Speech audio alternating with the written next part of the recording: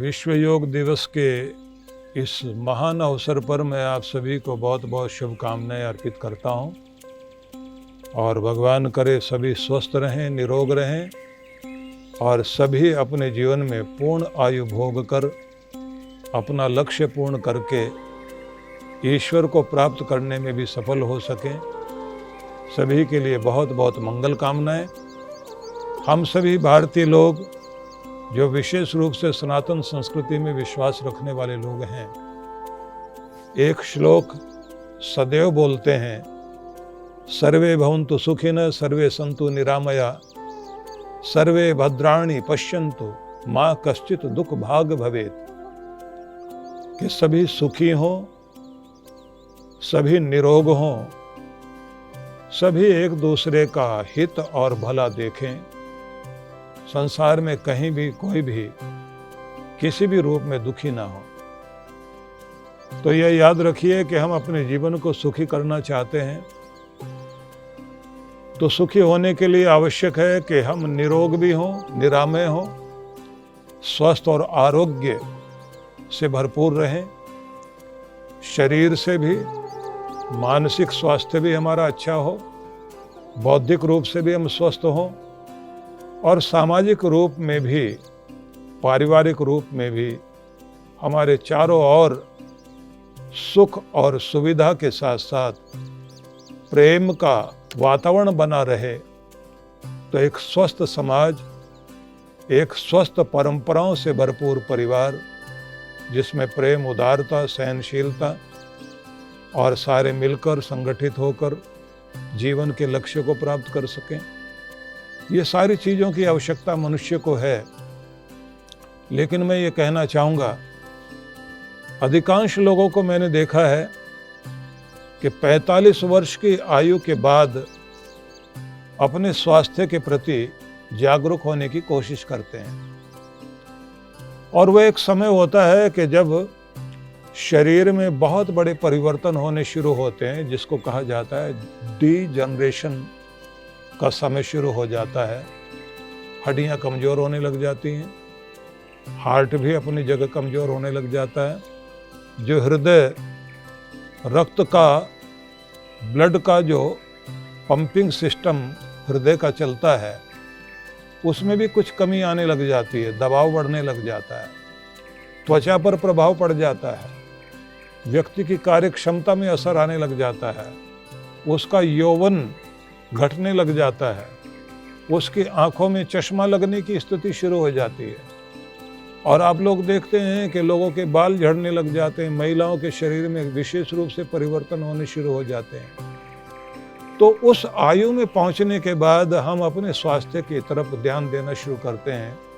जब हड्डियां कमज़ोर हो रही हों, त्वचा पर असर आ रहा हो, जब हमारी याददाश्त कमज़ोर होने लग जाए, हमारा मन मस्तिष्क उस तरह का तरोताज़ा न रहे, नींद पर जिस तरह से एक अच्छी गुणवत्ता वाली, क्वालिटी वाली नींद लिया करते थे, उस पर असर आने लग जाता है, बहुत कुछ घटने लगता है। तो उस समय लोग चेष्टा करने लग जाते हैं कि अब लगता है कुछ व्यायाम करना पड़ेगा, अब थोड़ा स्वास्थ्य के प्रति ध्यान देना पड़ेगा, अब जिम वगैरह में ज़रूर जाने की आवश्यकता पड़ेगी।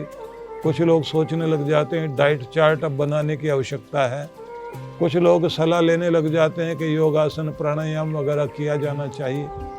और जो हमारी जीवन शैली बिगड़ी रहती है, खान पान, रात को सोना देर से देर तक सोते रहना और फिर तनाव अधिक लेना, खाने पीने पर विशेष रूप से हम लोग कंट्रोल नहीं कर पाएँ, तो सारी चीज़ों को देख कर के ये लगता है कि हम अपने आप को बिगाड़ने लग गए। याद रखिए, एक अच्छी उचित जीवन शैली आहार की, व्यवहार की, व्यायाम की और चेष्टाओं की यदि प्रारंभ से ही बच्चों पर इस सब का प्रभाव डालना शुरू कर दिया जाए, घर में वातावरण बनाना शुरू कर दिया जाए, सारे घर के लोग सवेरे उठकर व्यायाम करें, प्राणायाम करें, और जो वृद्ध लोग हैं, वरिष्ठ लोग हैं, वे पार्कों में जाकर के सैर वैर करने की जो आदत है उसे बनाएं। लेकिन प्राणायाम तो सबको ही करना चाहिए। और अपने भोजन पर भी विशेष रूप से ध्यान सभी को देना चाहिए। तो ये सारी चीज़ें अगर आप प्रारंभ से अपने घर में वातावरण बनाकर चलते हैं और बच्चों से ही इसकी शुरुआत कराते हैं तो निश्चित रूप से आप स्वस्थ भी रह सकते हैं, एक लंबी जिंदगी आप जी सकते हैं, क्वालिटी वाला जीवन आप जी करके इस संसार से विदा होते हैं। मुझे ध्यान आता है एक बहुत बड़े चिंतक हुए हैं, कन्फ्यूशियस, चाइना में थे और महान चिंतक थे।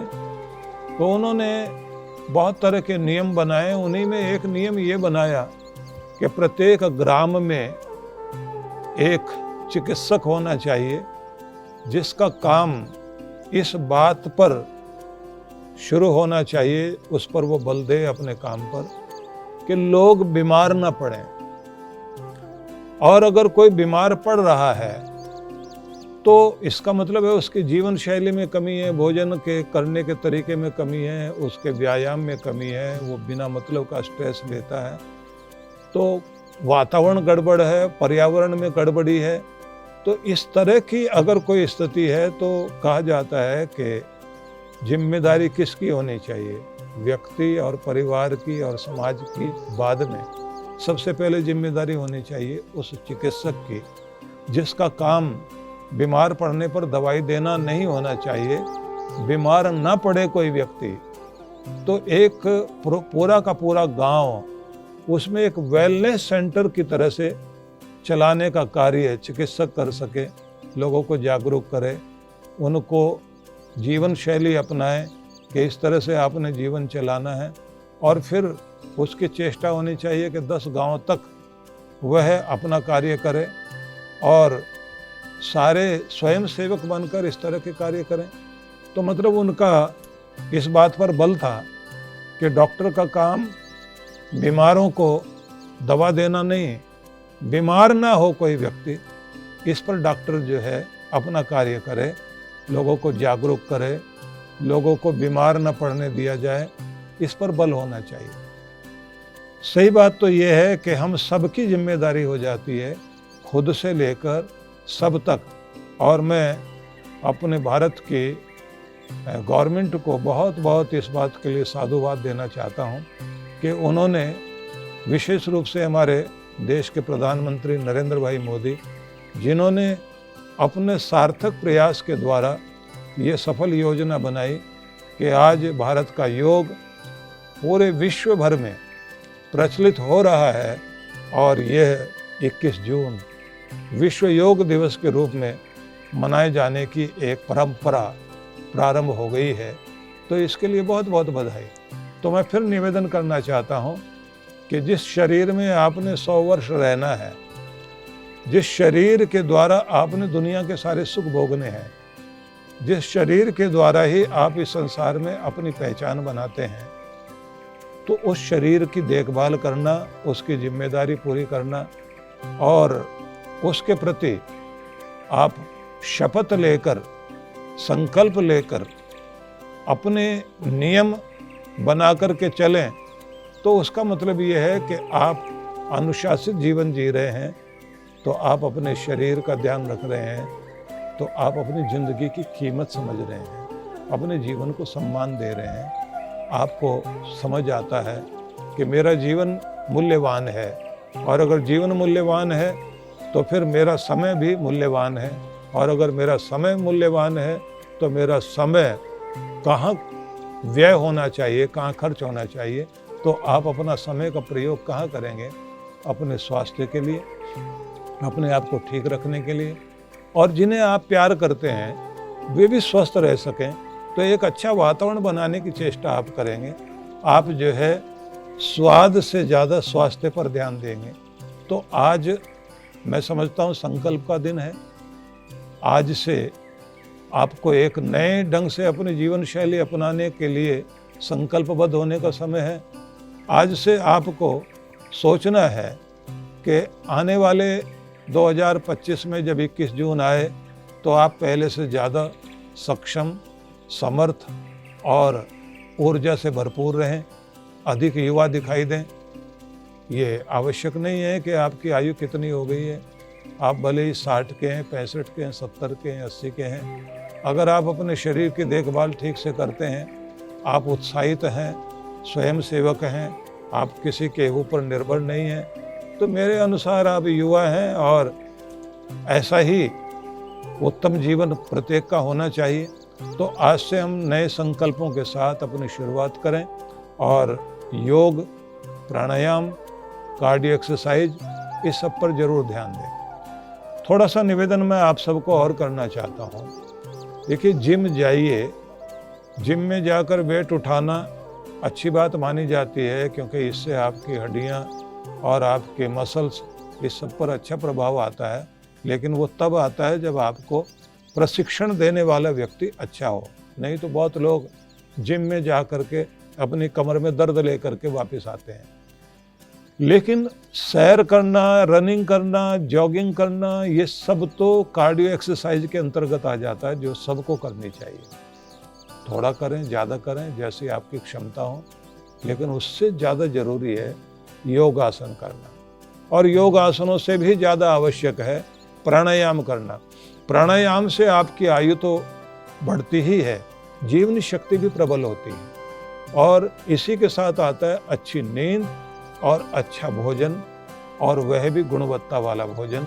यदि इन सब चीज़ों पर आप ध्यान देते हैं और स्ट्रेस फ्री रहते हैं, खुश रहते हैं, तो आप अपने जीवन का सम्मान करते हैं और एक अच्छा जीवन आप जीते हुए इस दुनिया का आनंद भोग सकेंगे। तो मैं चाहूँगा आप आज के दिन संकल्प लें और आने वाले समय के लिए आप अपनी कोई योजना बनाएं, अपने शरीर के लिए, अपनों के स्वास्थ्य के लिए और समाज में एक उत्तम संदेश देने के लिए। तो सभी को बहुत बहुत मंगल कामनाएं।